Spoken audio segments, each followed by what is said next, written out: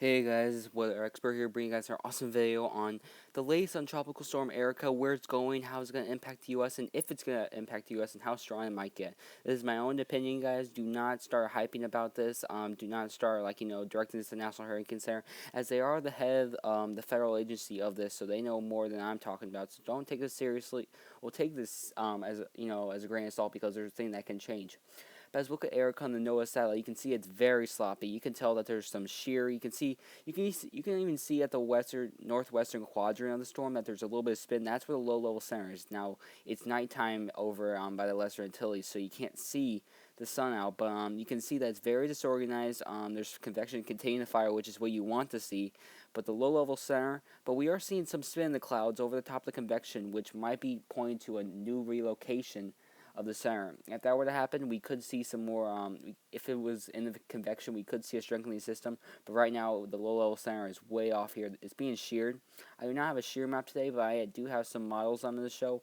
And as we go to the first one, as soon as it loads, I got weatherbound models, which is pretty cool.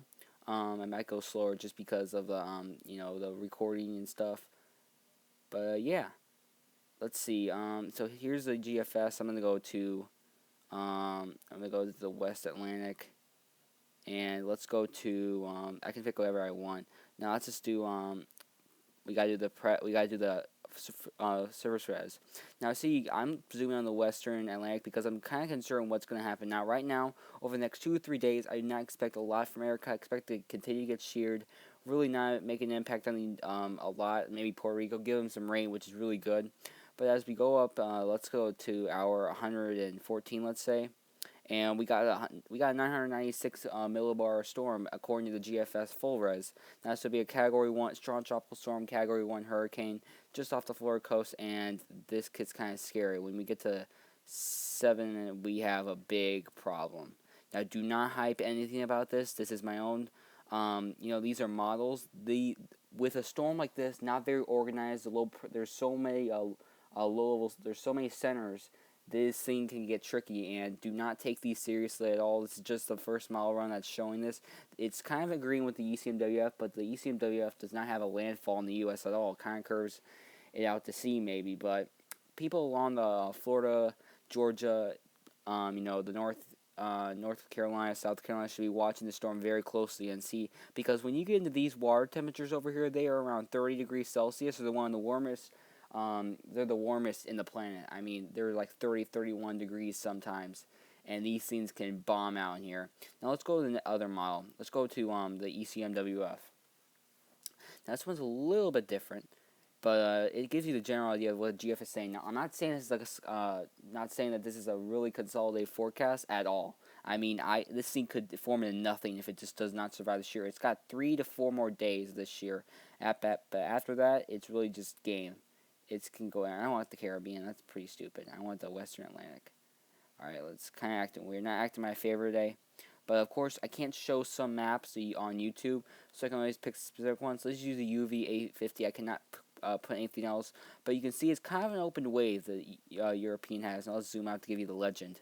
Now the European really doesn't do a lot with this system for the next 3 to 5 days. I mean, if you go 36 hours, I mean it's kind of struggling. It still has an open wave. And then by around 72 hours, we start getting, it's still open wave, but then when we start getting 96 hours, it starts to truly, you can see some red in there.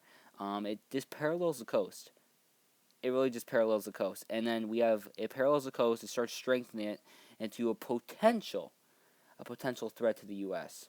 Now, potential, because this model run is not actually, it's not really showing a lot. Of course, it's off the South Carolina coast, but really it does not make landfall. Curves it back out to sea, which normally doesn't happen. It just bombs the crap out of it. I mean, a Category 3, 4 hurricane, just like the GFS. But GFS makes it a little further west. But do not take these models seriously. We need to see some consistency, and we will not this will not be a solid forecast until it makes through the shear zone, and then we'll start talking on what could happen.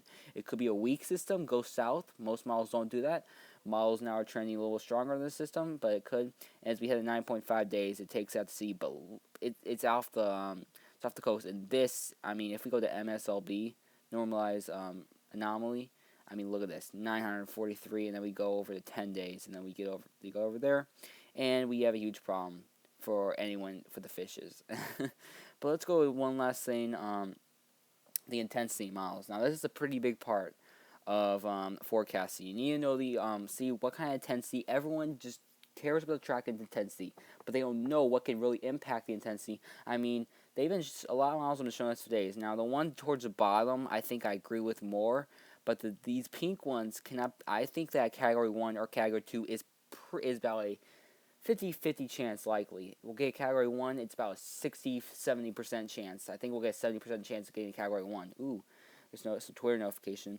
Category 3, category 4, I start, doubting it, kind of, because it would really need to strengthen it, but with the water temperature like these, I am placing my odds around 30% of a category 3 or category 4.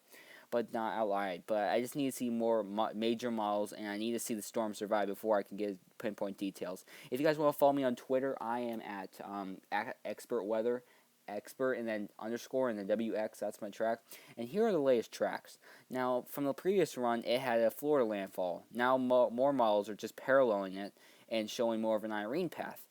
Now, hopefully this does verify, but the floor could really use some rain. So if you get some hour bands in there, doesn't make a hurricane, that would be kind of fine. Oop, whoops.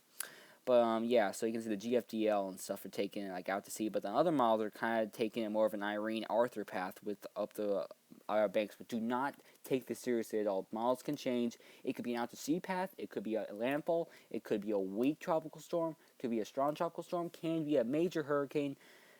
Really doubting a major hurricane, but it's possible. Just saying it's possible. I just think it's a 30% chance. But yeah, guys, hope you guys enjoy this first update on Erika. I really just changed my YouTube name just because I don't really like Hurricane Central anymore. But yeah, see you guys next video. Peace out, y'all. What?